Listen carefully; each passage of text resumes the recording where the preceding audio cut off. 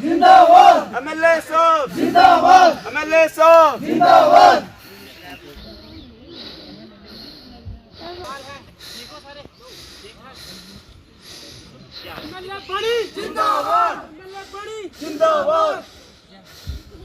तो आज सबसे पहले यहाँ इस मां भगवती इस डाडू वाली के इस पावन धरती पर यहाँ पर आज एक भंडारे का आयोजन किया गया था और जिसमें काफी श्रद्धालुओं ने यहाँ पर शिरकत की, भाग लिया और मां भगवती के पावन दर्शन यहाँ पर प्राप्त किए।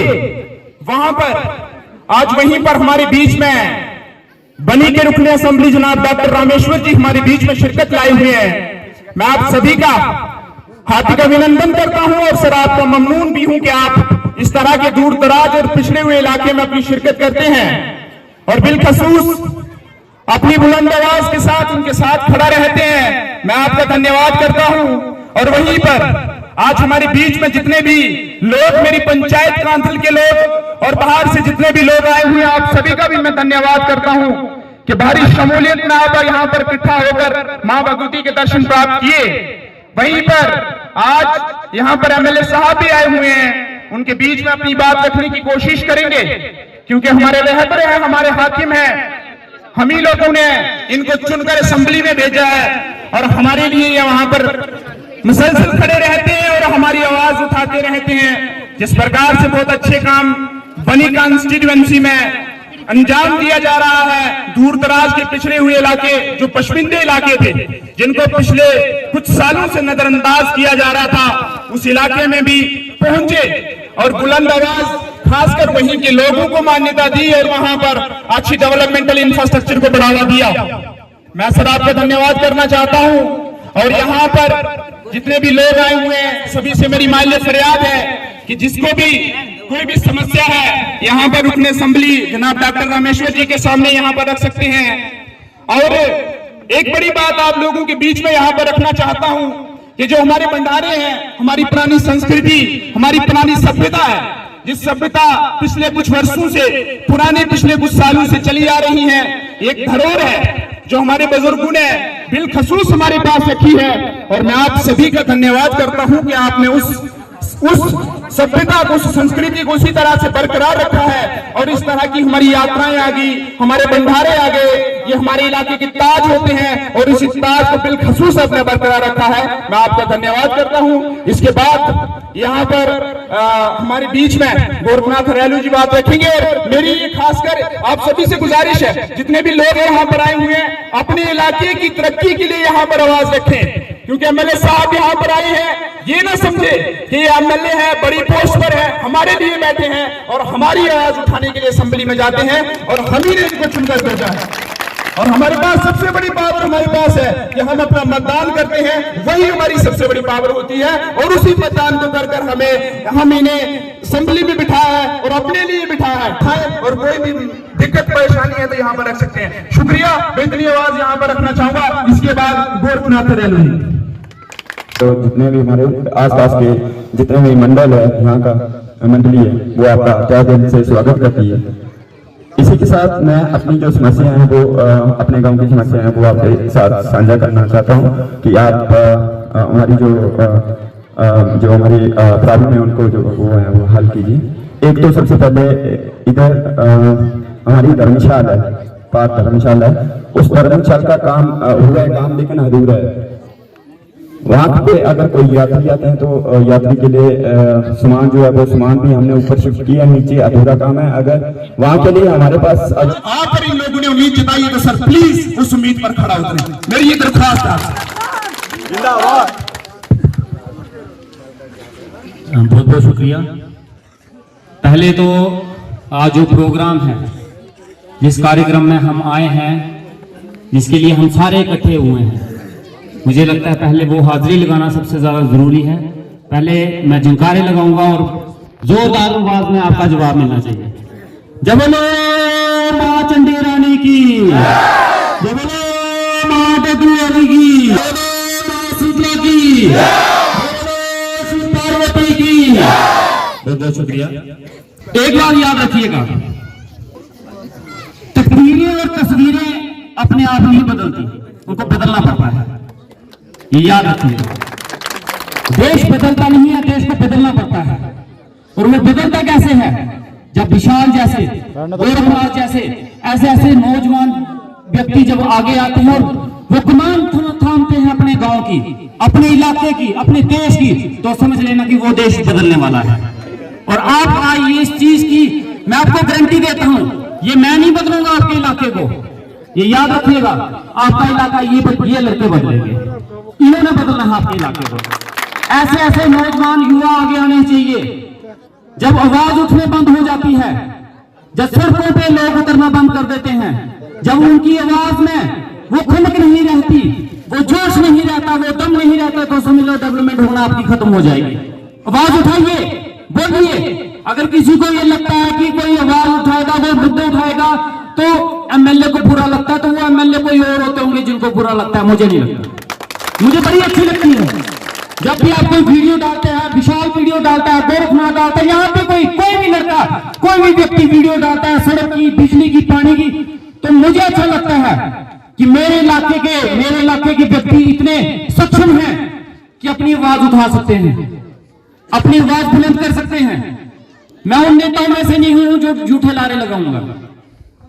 हमें चुन के आपने असेंबली में भेजा है, और अगर असेंबली में मैं आपकी आवाज ना उठा पाऊं तो समझ लो कि मैंने आपके साथ इंसाफ नहीं किया। और पहले दिन से जब मैं जीता, शायद सीखने में वक्त भी लगता है, नए नए सियासत में आए हैं, मुझे सिर्फ टीके लगाने आते थे, सियासत और नहीं थी। टीके लगाने मुझे बड़े अच्छे से आते, लेकिन सियासत में हम नहीं आए थे।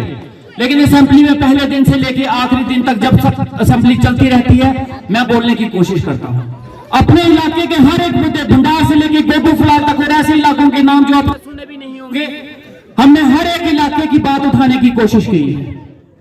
ये बाड़ी माता भी कांथल पंचायत में ही आती है, शायद आती है ना। पिछली बार जब मैं बाड़ी माता जाकर मैं हर साल जाता हूं, दूसरी बार भी गया था, उन्होंने वहां पे एक धर्मशाला की और नीचे सड़क से लेके ऊपर तक उनका रास्ता नहीं है, उस रास्ते की डिमांड रखी थी। मैंने 20 लाख रुपया दिया है उनको इसके लिए, और इस साल काम शुरू होगा और मैं उम्मीद करता हूं कि अगली यात्रा से पहले वहां पे सड़क भी बनेगी और वहां पे धर्मशाला भी बनेगी। मंदिरों में आगे, मंदिरों के सामने खड़े होकर अगर झूठे वादे करने हैं तो फिर मुझे लगता है लानत है उस इंसान पे जो झूठे वादे करता है। मैं वो शख्स नहीं हूं, जो होता होगा मैं बोलूंगा, जो नहीं होता होगा तो मैं बोल दूंगा कि जनाब मेरे से नहीं होता। ये मेरा आपसे वादा रहा। आपने जो जो डिमांड्स रखी हैं मैं पूरी कोशिश करूंगा कि पूरी की पूरी हो। और जो इन्होंने चोरी से लेके चौकी तक की बात की है सड़क की, यकीन मानिएगा मेरे टेन्योर में ही बनेगी वो सड़क, ये मैं आपको यकीन दिलाना चाहता हूं। हम नहीं बनाएंगे उसको, ये झूठा लारा नहीं होगा। मेरे 5 साल खत्म होने से पहले ये सड़क को हम बना के जाएंगे, बिल्कुल होगा, पक्का होगा। मैंने जब जीता था उससे पहले मैंने वादा किया था मंदिरों के लिए कुछ ना कुछ जरूर करेंगे। करने वाला मैं नहीं हूं कि मैं बोलूंगा मैंने किया, मेरी कोई औकात नहीं है। अगर मैं मंदिरों के लिए या आपके इलाके के लिए कुछ कर पा रहा हूं ना, तो ये ऊपर वाले ने मुझे कोई मौका दिया है करने का, नहीं तो मेरी कोई औकात नहीं है करने की। क्या इंसान इतना बड़ा हो गया कि वो भगवान के लिए कुछ कर सके? उसकी इतनी औकात है, एक इंसान की इतनी औकात है कि वो बोले कि मैं भगवान का मंदिर बना दूंगा। और जिसने पूरी सृष्टि रच दी यार, जिसने पूरा ब्रह्मांड रच दिया, उसके लिए हम मंदिर बनाएंगे? वो भगवान अपने लिए मंदिर खुद नहीं बना सकता, वो हमें मौका देता है, वो हमें कहीं ना कहीं एक मौका देता है कि तू भी पुण्य कमा ले, थोड़ा सा तेरे भी पाप कट जाएंगे। नहीं तो भगवान बनाना चाहे, जिसने सृष्टि बनाई है वो अपने लिए महल भी खड़े कर सकते हैं। लेकिन अगर हम सबको मौका मिला है, आप सबको मौका मिला है, तो जब भी ऐसे ऐसे काम होते हैं उसमें 1 रुपया, 2 रुपया, 10 रुपया अपनी हैसियत से डालना जरूर है, क्योंकि वो पुण्य आपको मिलेगा, भगवान को नहीं मिलेगा। वो भगवान को घर नहीं मिलेगा, आपका पुण्य होगा, आपके पाप कटेंगे। और मैं भी कोशिश करता हूं कि इन कामों में मैं भी अपने कुछ ना कुछ योगदान देके अपने पाप हल्के कर सकूं। तब मैंने वादा किया था कि मंदिरों की डेवलपमेंट के लिए कुछ ना कुछ किया जाएगा, और 3.5 करोड़ रुपया मंदिरों के लिए हमने सैंक्शन करवाया है, तो जिसमें से शिव भगवान चौरी शिव मंदिर के लिए 50 लाख रुपया और टेंडर लग चुका है। थोड़ी देर के अंदर अंदर उसका काम भी शुरू होगा। आगे भी कोशिश करेंगे, बस भगवान का आशीर्वाद रहना चाहिए, आप लोगों का साथ रहना चाहिए। आगे भी हम कोशिश करेंगे। और आपके इस कांथल पंचायत के लिए 30 लाख रुपया बिजली के लिए पास हुआ है, बिजली का काम शुरू होगा यहाँ, 30 लाख रुपया अप्रूव हुआ है, जिसमें कुछ नए स्टेशन बनेंगे। अभी पीछे जैसे 10 पोल आए थे आपके, वो शायद बाड़ी में लगे हैं, वो ले गए थे। मैं चाहता हूं, देखो पता क्या होता है, मेरे पास काम आते हैं, मैं काम रखवाता हूं, आगे होते हैं या नहीं होते या कौन करवा जाता है मुझे उसका पता नहीं चलता। क्यों नहीं पता चलता? कि वहां की कोई टीम नहीं है मेरे पास जो मुझे बताए क्या हो रहा है। मैं चाहता हूं आप एक टीम बना के, कोई 10 आदमियों की टीम बना के मेरे साथ मिलो, कोई भी टीम, विशाल हो गया, गोरख जी हो गए, कोई 10 नौजवान लड़के जो भाग दौड़ अपने गांव की तरक्की के लिए काम करना चाहते हो, 10 आदमियों की एक टीम बना के मेरे साथ मिलो। हम आप लोगों की मीटिंग करेंगे एसडीएम के साथ। मैं एसडीएम, बीडीओ, तहसीलदार, हम सबको बुला लेंगे, वहां एक मीटिंग करेंगे और जो भी प्रोजेक्ट आएंगे मैं आप उसी कमेटी को, उस कमेटी को मैं बता दूंगा कि ये प्रोजेक्ट आया है तो ये पैसा आया है, जो भी उसका कंसर्न जेई या जो भी होगा उसको मिला देंगे कि इनसे मिलके जैसे भी काम करवाना है इन लोगों से मिलके करवाओ, और कोशिश करना कि हर बार का एक आदमी हो उसमें, ताकि जब भी काम आए मैं उनके हवाले कर दूं कि जाओ जी अपने पंचायत में काम करवाओ, और फिर मैं उन्हीं से हिसाब लूं कि काम ठीक हुआ है या नहीं हुआ। कल को वही लोग एसडीएम से हिसाब भी ले सकते हैं, तहसीलदार से भी पूछ सकते हैं, जेई से भी पूछ सकते हैं। मैं उन सबको टीम को एसडीएम से भी मिला दूंगा, तहसीलदार से भी मिला दूंगा। अगर ये आ रहे हैं, इनके वो काम पूरे होने चाहिए, ये समझ लो कि ये 10 आदमी नहीं आ रहे, ये एमएलए ही आ रहा है। मैं उन लोगों को इतना मजबूत बना के जाऊंगा। आप एक 10 आदमियों की टीम बनाओ, ये आपकी जिम्मेदारी है। आके मेरे साथ मिलिए, आपने जितने काम बताए हैं हमने लिखे हैं, मैं यकीन दिलाता हूं ये मेरे से आपका वादा रहा। कांथल पंचायत के लिए स्पेशली मैं आपको बोल रहा हूं, कांथल पंचायत के लिए 20 लाख तो मैंने सीधा उस मंदिर के लिए बता दिया जो मैंने सिर्फ अपने सीडीएफ से दिया है 20 लाख रुपया। और जो आपके काम है, अगर इस साल मार्च के बाद मैं आपको गिना के बताऊंगा, कम से कम कांथल पंचायत के लिए 40-50 लाख रुपए के काम है इस बार जो हमने रखवाए हैं। लेकिन कोशिश करेंगे, कोई आसान नहीं करूंगा मैं। जैसे विशाल ने बोला कि हम नुमाइंदा आप लोगों के लिए हैं, हम किस लिए बने हैं एमएलए, और एक भ्रम अपने दिमाग से निकाल दीजिए। अगर ये आपको ये लगता है कि एमएलए कोई राजा है, एमएलए कोई बड़ी तोफ है, एमएलए आपका नौकर है, ये याद रखिए। वो एक नौकर है, नौकर आपका चुना हुआ नौकर है। मैं आपके सामने खड़ा हूं, मैं राजा नहीं हूं, मैं आपका नौकर हूं। जैसे नौकरों से काम लिया जाता है वैसे मेरे से काम लो। आपको 3 साल बचे हैं, 3 साल में आप मेरे से जितना काम ले सकते हो ले जाओ। मैं आपको बताता हूं, मैं देखता हूं आप में कितना काम लेने की हिम्मत है, और मेरे में भी देख लेना कि कितना काम देने की आपको हिम्मत है। ये 3 साल, पिछले 1-2 साल में आपने मेरे साथ ज्यादा राब्ता रखा नहीं, ये गोरखनाथ जी थे कि ये मेरे साथ राब्ता रखते थे, लेकिन आगे के 3 साल में मैं चाहता हूं इतने काम लो कि पिछले के 2 सालों की कसर आप पूरी कर लो। अब काम लेने वाले बनो यार, आओ मेरे पास। इलेक्शन हो गई, जिसने वोट दिए ठीक है, जिसने नहीं दिए उसका भी ठीक है, चलता रहता है। कहीं देते हैं कहीं नहीं देते, क्या करना है? जिसने जीतना था जीत गया, जिसने हारना था हार गया, ये भगवान की मर्जी है। लेकिन अब जो जीता है वो आपका एमएलए है, जिसने वोट नहीं दिया उसका भी एमएलए है। मैं वोट देने वाले का भी नौकर हूं और वोट नहीं देने वाले का भी नौकर हूं मैं। ये बात अपने ज़हन में रखो। अब ये मत सोचना, कभी कोई भी आदमी ये ना सोचे मैंने वोट नहीं दिया तो मैं उसके पास कैसे जाऊं। मेरे पास आओ, जब मर्जी आओ, निकाल दो। कभी मैं आपको पूछूंगा कि वोट दिया है या नहीं दिया है, कौन सी पार्टी को दिया, उससे कोई लेना देना नहीं है हमें।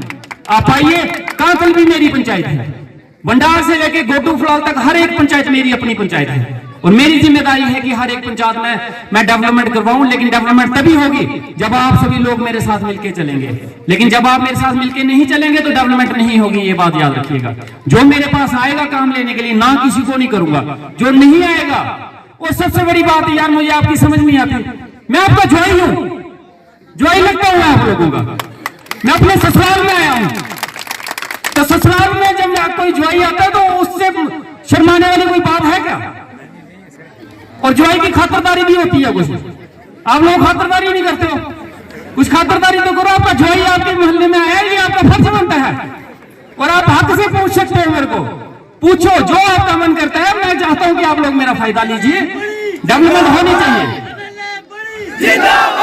बाकी आप, मैं वैसे ही लेट हो गया हूं, पहले हम मंग्यार जग में गए थे, उसके बाद यहां पहुंचे हैं, तो अब मैं और ज्यादा इंतजार नहीं करूंगा। मैं चाहता हूं ये जग अब जहां इनकम्प्लीट है इसको पूरा किया जाए। बाकी जितने काम हैं जो आपने बताए हैं, ये 10 बंदों की एक कमेटी बना के आप लोग मेरे से मिलिए। हम एक मीटिंग एडमिनिस्ट्रेशन के साथ करेंगे, और जो भी प्रोजेक्ट बनाए जाएंगे उस कमेटी वालों से मिलकर बनाए जाएंगे। बाकी आप लोग बिल्कुल निश्चिंत होकर मेरे से मिलिए, और जो भी काम होंगे मुझे बताइएगा, और मैं आपको यकीन दिलाता हूँ मंदिर के सामने खड़ा होकर, ये मेरा आपसे वादा, ये मेरा आपके साथ मेरा धर्म रहा। आप जो काम बताओगे मैं करूंगा। बाकी आप सभी लोगों का बहुत बहुत शुक्रिया, धन्यवाद। इलेक्शनें आने वाली है, लेकिन ऐसा ऐसा नुमाइंदा चुनिए जो आपके हक में बात करे।